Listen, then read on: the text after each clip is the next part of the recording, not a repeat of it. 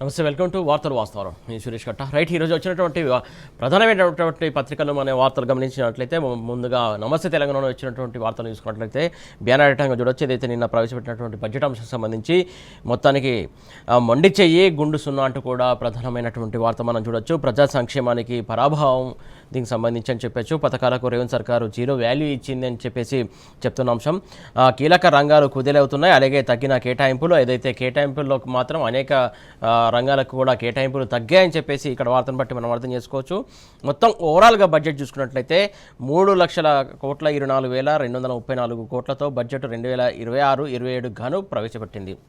మొత్తానికి కాంగ్రెస్ సర్కార్ వచ్చిన తర్వాత ప్రవేశపెట్టినటువంటి బడ్జెట్ పడిపోయినటువంటి రాబడి బడ్జెట్లో తేట తెల్లమంటూ కూడా ఇక్కడ క్లియర్ కట్గా మనం వార్త చూడవచ్చు. ప్రధానంగా ఏదైతే 6 గ్యారెంటీలకు మళ్ళీ మోసం జరిగింది, ఊసేలేని ఎన్నికల హామీల అమలు అంటూ కూడా వార్త చూడొచ్చు. నిరుద్యోగులకు దగ, అలాగే భృతి లేదు, అలాగే జాబ్ క్యాలెండర్ కూడా ప్రస్తావన ఈ బడ్జెట్ సంబంధించి ప్రస్తావన రాలేదంటే కూడా క్లియర్ కట్గా చెప్పొచ్చు. ఉద్యోగులకు మరో ధోకా చేసింది. అలాగే పీఆర్సీ సంబంధించి కావచ్చు, ఉద్యోగులకు సంబంధించి ప్రభుత్వ ఉద్యోగులకు సంబంధించి పీఆర్సీ, అలాగే డిఏలకు కూడా పైసా నిధులు ఇక్కడ వెచ్చించలేదు ఈ బడ్జెట్లో అంటూ కూడా ఇక్కడ వార్తను చూడొచ్చు మనం.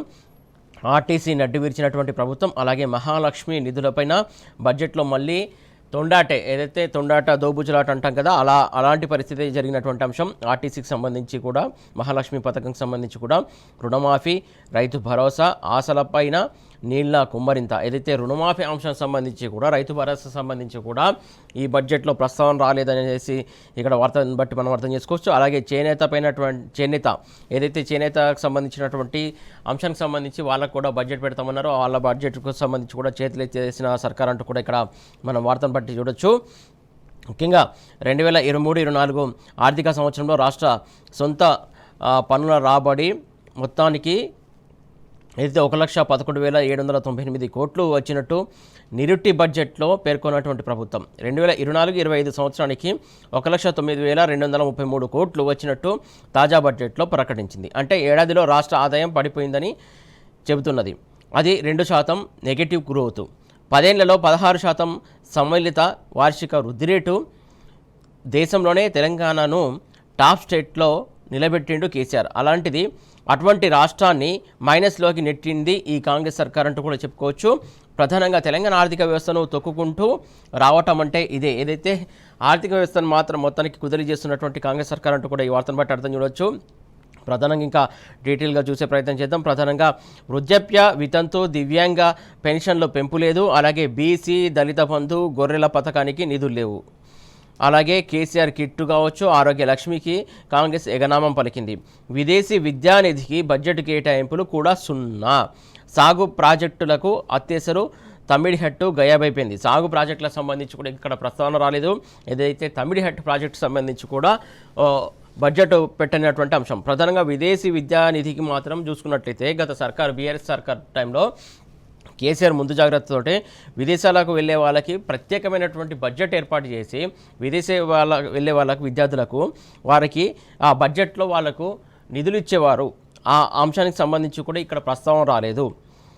వ్యవసాయ అనుబంధ రంగాలకు 145 కోట్లు కోత. ఏదైతే వ్యవసాయ అనుబంధ రంగాలు ఉంటాయి కదా కొన్ని, ఆ అనుబంధాలకు కూడా బడ్జెట్లో పొందుపరచాలి. గత సర్కార్లో పొందుపరిచారు. ఈ సర్కార్ మాత్రం 145 కోట్లకు సంబంధించి కోత విధించింది.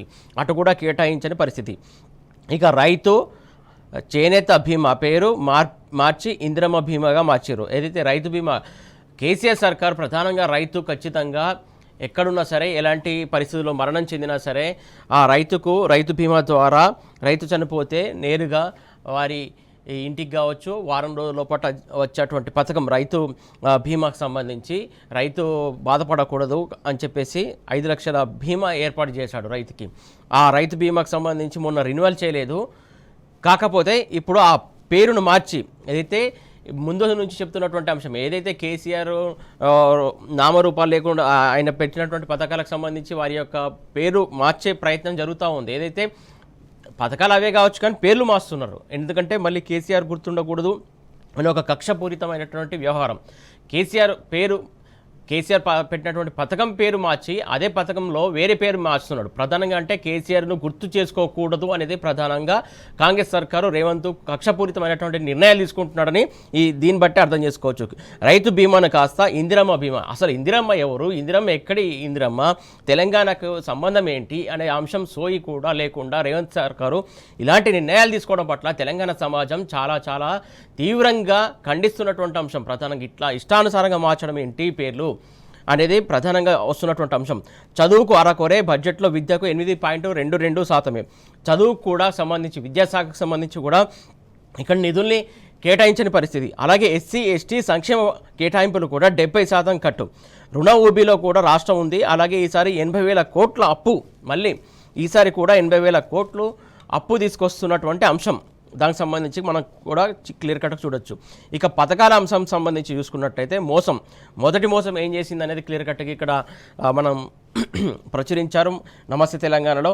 మనం చూద్దాం ఒకసారి. ఉన్న పథకాలకు కొత్తేశారు, కేసీఆర్ పథకాలకు మసిపూసి కొత్త పథకాలు అన్నట్టుగా చూపించడం. ఆల్రెడీ ఇందాక నేను ప్రస్తావించినట్టే అదే అంశం. ఆల్రెడీ అమలవుతున్నటువంటి పథకాలకు పేర్లు మార్చడం. రైతు బీమా, చేనేత బీమా పథకాలను పేరు మార్చి ఇందిరమ్మ బీమా కింద చూపించడం. కేసీఆర్ హయాంలో ప్రారంభమైనటువంటి ఓవర్సీస్ పథకం టామ్కామ్ పేరు మార్పు. ఇక బ్రేక్ఫాస్ట్ పథకాన్ని మధ్యలో ఆపేసినటువంటి కాంగ్రెస్ సర్కారు మళ్ళీ తామేదో కొత్తగా ప్రారంభించినట్టు ఏదైతే మళ్ళీ కటింగ్లు ఇచ్చుకుంటూ చెప్తున్నటువంటి అంశం. ప్రధానంగా 6 గ్యారెంటీలకు సర్కారు మంగళం. ఇచ్చినటువంటి 6 గ్యారెంటీలకు సంగతి చూసుకుంటే మనం అర్థం చేసుకోవచ్చు. ఎన్నికల ముందు ఉదరగొట్టినటువంటి 6 గ్యారెంటీలను అధికారంలోకి రాగానే పాతర పెట్టింది. అలాగే కేసీఆర్ పథకాలకు నిధుల కొరత. ఇందాక ప్రస్తావిస్తున్నట్టే కేసీఆర్ ప్రవేశపెట్టినటువంటి పథకాలన్నింటికి కూడా కోత విధించడం, లేకుంటే కట్ చేయడం, పథకాలకు పేరు మార్చడం, లేకుంటే పథకాలకు సంబంధించి ఎవరు గుర్తు చేసుకోకుండా నిర్ణయాలు తీసుకోవడం. కొత్త పథకాలు ఇవ్వకపోగా ఉన్న కేసీఆర్ పథకాలకు కోత పెట్టింది రేవంత్ సర్కారు. బడ్జెట్లో వాటికి నిధులు ఇవ్వలేదు. రైతు బీమా, చేనేత బీమా ప్రస్తావన లేదు. ఎస్సీ ఎస్టీ సంక్షేమానికి 70% నిధులు తగ్గించింది. అలాగే రైతు పథకాలకు నిధులు ఇవ్వలేదు. విద్యాశాఖ మంత్రిత్వం వద్దే ఉన్నటువంటి విద్యారంగానికి బడ్జెట్లో భారీగా కోత పెట్టింది.